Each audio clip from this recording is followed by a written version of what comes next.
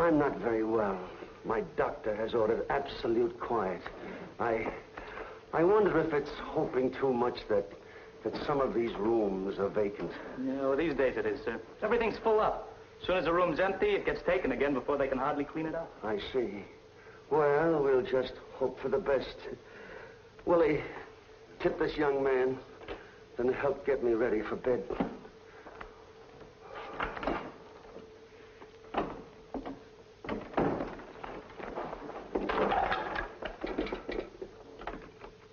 Yes, please. Yes, sir, I've already been informed. No calls whatever. Certainly, sir. Well, at least we know that all the rooms are taken. What do you say, Willie? What number should we pick? 7-Eleven. Ought to be good. Besides, I saw a dame register there with rocks on her arm big enough to keep a body at the bottom of the river. 7-Eleven, yeah. Should be all right. Okay, Willie. 7-Eleven. It's like fishing, Willie. You throw out the net and let the suckers swim right into it. Yeah, but how do we know? Suppose nobody comes into 7-Eleven with anything that pays off. Everybody ain't got secrets. Oh, whistle that again, Willie. Everybody has got secrets. I got 'em and you got 'em. Yeah, and sooner or later, we always spill 'em to someone. Hey, Willie, get me a drink, will you? Yeah. Eddie, Mr. Dodge, room 711. Thank you.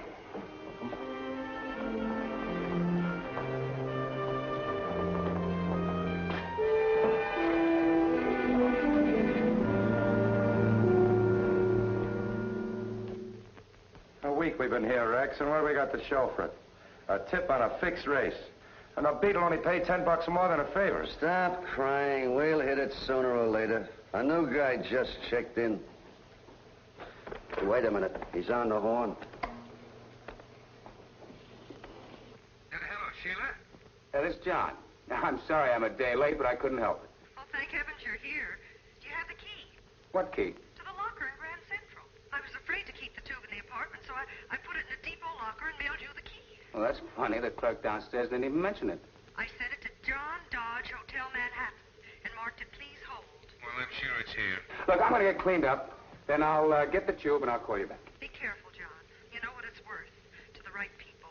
Or the wrong. Don't worry, darling. I'll get it. Bye-bye. Bye. What's up? I don't know, but I'll find out. Keep your eye on room 711. I think we just got a letter from home.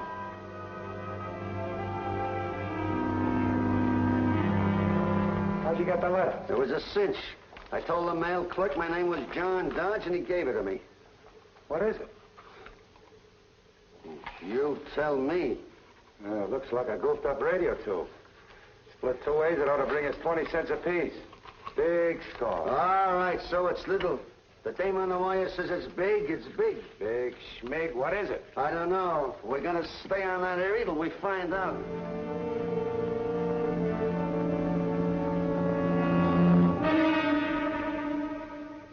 Of course I told the police. They've already double-checked the hotel staff. The clerk downstairs recalls giving a letter to a Mr. Dodge when he came on at noon, but he Can't remember what the man looked like. That's right. However, the police are checking all the companies who are vitally interested in this invention. How important is this invention? Very important, Mr. Barnett. It's a radically new type of electronic tube, and it is important. It can revolutionize certain industries, and it can put others completely out of business. Now, there are some companies who don't have enough money to buy it legitimately who'd stop at nothing to destroy it. Is it your invention? No, it's Miss Colby's father. He's been working on it for years. It's his. And as their friend and lawyer, I'm only helping them market it. Who else knows it's here besides yourselves and the interested companies? That I don't know. But apparently the news leaked out that we were coming here. You see, Miss Colby arrived in New York 3 days before I did and borrowed an apartment from a friend of hers who's gone abroad. Now, somebody knew that. Somebody who wants that tube very badly.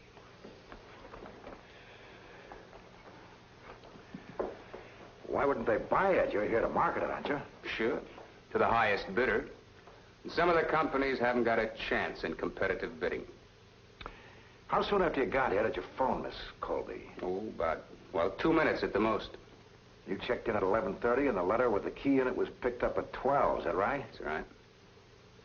And you have Miss Colby's word that she told nobody but you about mailing you that key? Absolutely no. And she told me on the phone. Hey, Hey, she could have been overheard. She could have been talking to two people. She could have been on a party line that the telephone company doesn't know about. I'd like to see her apartment. Sure. Just a second. Hello, operator. Will you get me Jerome 72983, please? I'll just make sure that she's home. Hello, Sheila? Yeah, I'm coming right over. No, there's nothing new. Well, the police are checking the post office. Yeah? Now, look, Sheila, don't worry, will you? I'm not just sitting here. I've got somebody helping me. Here's a detective, one of the best. Yeah, he's coming over with me. Mike Barnett. Hold it. What? No, I said Barnett. Great. That's just great. Hey, Rex. Where? I want you to hear this.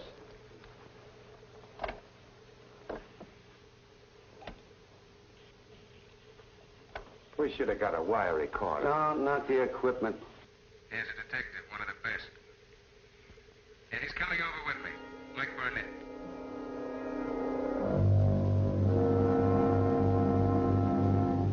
Superintendent said the terminal box was here in the basement. I only borrowed the apartment upstairs, John, not the basement. Now, don't be flip, Sheila. Someone must have overheard your phone call to Mr. Dodge about that key, Miss Colby. Possible your line was tapped. But I've only been in the apartment 3 days. Could have been tapped the day you got here. Well, here's the terminal box. Well, wouldn't they have to be upstairs in the apartment to tap the phone? Looks as if it hadn't been opened, but we'll find out. The wires in this terminal box are in pairs. Each pair is a circuit leading to a phone up in a building. To tap a line, all you have to do is to hook into the pair of wires that leads to the phone you want to tap. Well, how can we find out if it's been tapped? I'll have to check with the phone company about opening it and possibly some others. This isn't the only bridgehead between here and the exchange. The tap could have been on any one of them. You take Miss Colby to your hotel and wait for me.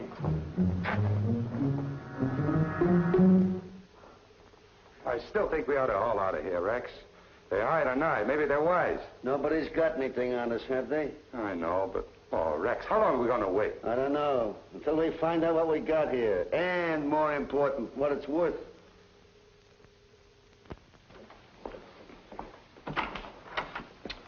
No luck. No?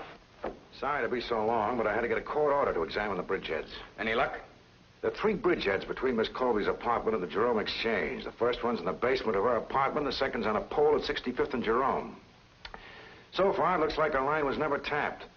Or if it was, now that the tube's been hoisted, the tap's been removed. But there's a 3rd bridgehead right here in this hotel. There's some difficulty downstairs. We can't get to it for an hour, but I have an idea we can get some information in the meantime. Yeah, but nobody knew I was coming to this hotel, except Sheila. And she's sure she didn't tell anyone. Somebody knew about that key. How long did you say you were in this room before you used the phone? Believe me, not more than 2 minutes. Alexander Graham Bell couldn't cut in that time. If the tap's in this hotel, it was set up for somebody else. They just cut into you by accident. I wanted you here because you may be in danger. The tube is already gone, Mr. Barnett. I know it, and you know it, but do all the parties who wanted to get it know it? Oh, well, what are you going to do? I'm going to write the telephone company. Just a routine letter, I suppose. Oh, here's your order, sir. Thank you. Will you put it over here, please? There you go. Say, ain't you, Mike Barnett? Yeah. Well, you working a case here? Well, gee, anything I can do, Mr. Barnett? Thanks, I'll let you know. The name's Eddie Flaherty. Thanks, Eddie.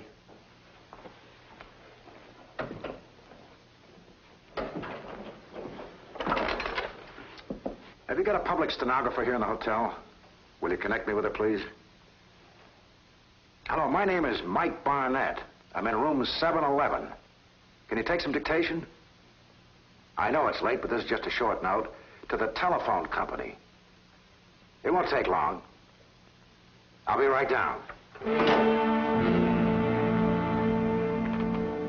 It's Barnett, the shamus. He's on his way downstairs to the stenographer. He's got a letter to the phone company. Get downstairs and keep your eyes open. That's it, Miss Steele. Charge it to room 711. Mark it confidential and send the letter up when it's done. Oh, and I'd like a copy, please. Certainly, Mr. Barnett. In just a few minutes. Thank you.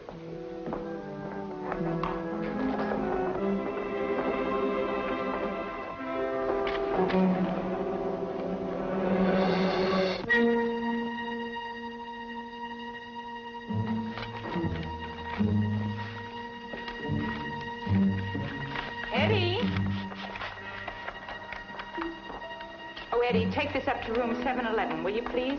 Original for signature and 1 copy. Sure thing, Miss Steele.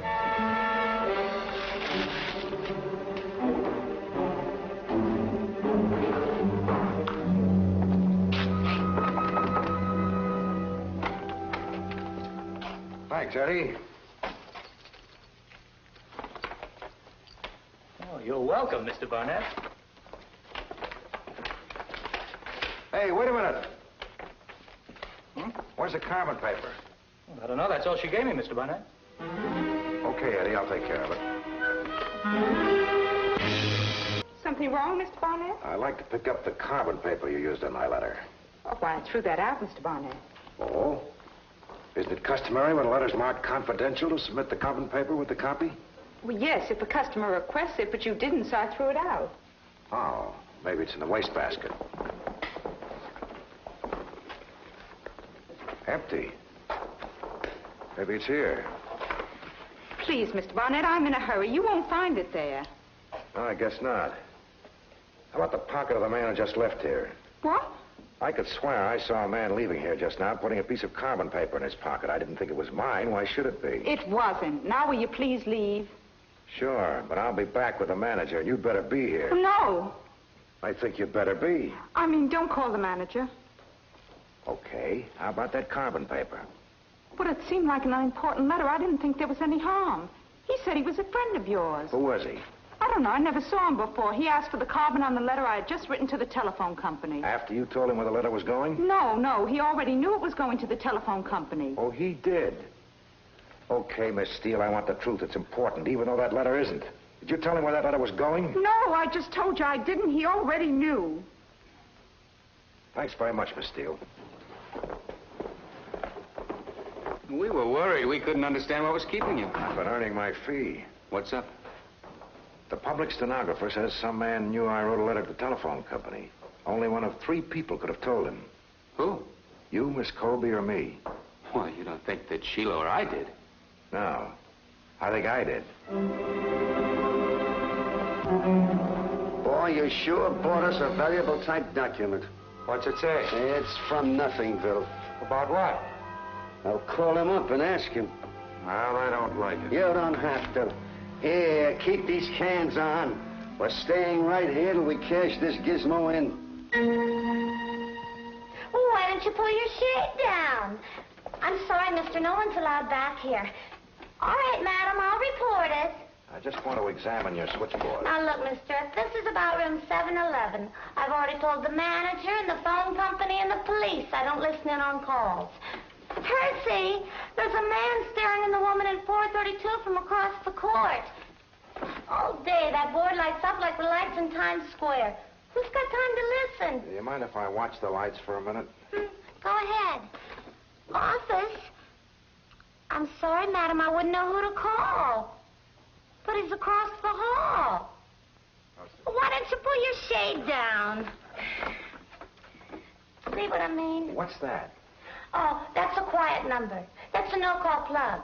A guest doesn't want to be disturbed, sick or something. We plug the number. Who ordered it?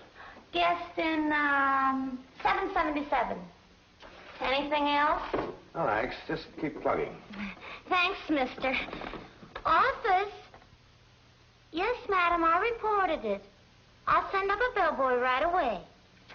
Who's in 777? I'm not allowed to tell you. But they didn't say I couldn't show you. Oh, thanks. That's all right, sir.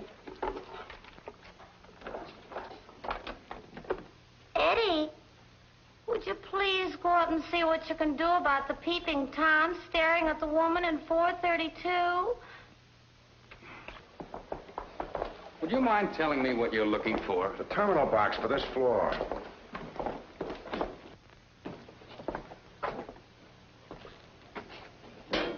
Box has been jimmied open. Take a look at this. The pair of wires that forms a circuit to room 777 has been tapped into the pair of wires that forms a circuit to room 711. Well, how could they know what room I was in time to do it? They couldn't. They just tapped room 711, anybody who checked in. You happen to be their pigeon. What don't we call the police and break in? You want your tube back, don't you? I certainly do. If they think anybody's wise, they'd throw it out the window. We need evidence. I'll get myself a room in this hotel and a tape recording machine. You get back to your room and keep Miss Colby company for a while. Room 711, please. Hello? Oh, I must have the wrong room. I was calling Mr. Dodge. This is Mr. Dodge's room. Oh, could this by any chance be Miss Colby? Yes? Miss Colby, I'm Charles Peterson. I represent Acme Electronics. I'm registered right here in your hotel, room 747. I just flew in from Cleveland because I understand you and Mr. Dodge are prepared to negotiate with respect to your father's invention. Well, yes, we are. That is... I won't waste any time, Miss Colby.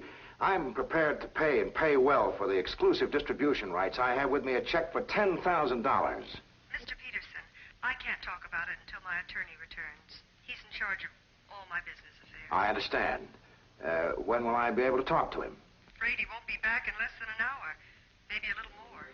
Well, I'll stay right here in the hotel, room 747. Could he call on me, do you think? I'm sure he'll be glad to, Mr. Peterson.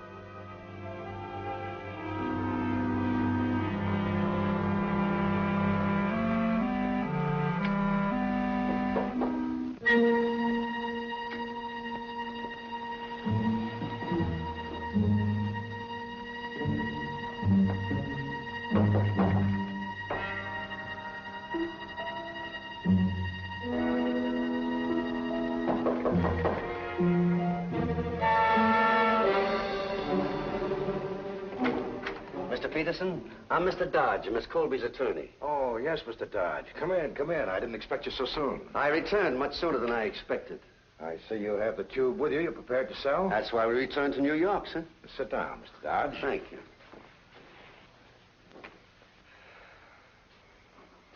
Oh, take it easy, Sheila. It hasn't been an hour yet. I'm worried. You're worried. You signed a fictitious name to a check on my bank. I think we should wait for the police. Why? There'd be little satisfaction in that if we lost the tube. Besides, he needs that recording for evidence. No, I think we better let Barnett handle this in his own way. Splendid, Mr. Dodge. Now, if you'll just sign that receipt, I'll give you the check, and we'll talk to Miss Colby about royalties in the morning. Who is it? It's me, Mr. Barnett, Eddie. I forgot to give you the receipt for that recording machine I got for you.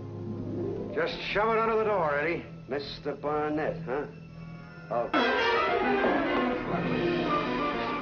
Okay. You got a partner. Who is he? Okay, I got a way of smoking him out.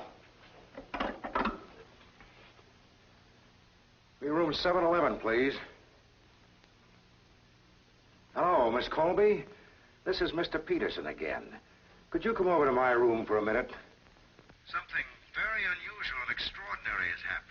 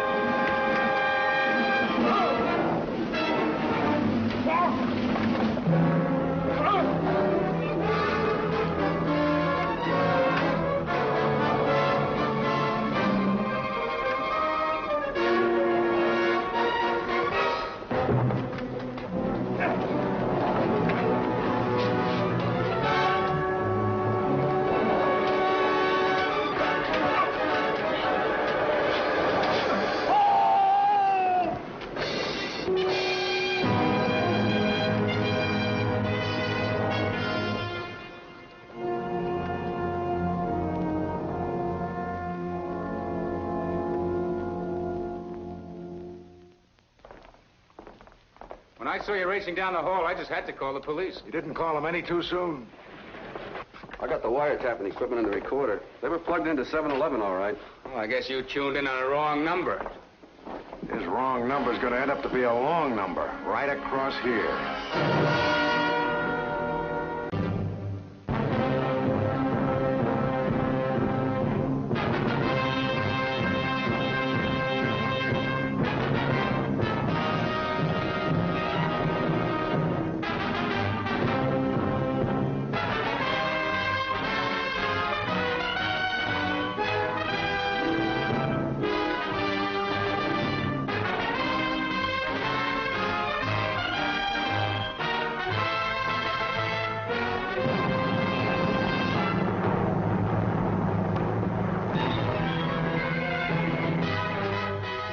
This is Mike Barnett, private investigator, duly licensed with the sovereign state of New York.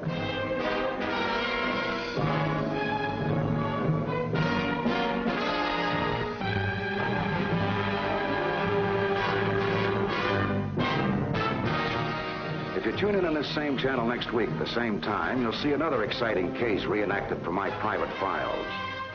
Many of the situations have been fictionalized, but what you'll witness will be portrayed substantially as it happened and acted on the spot where it happened. You'll witness what occurred in each case when I was assigned to follow that man.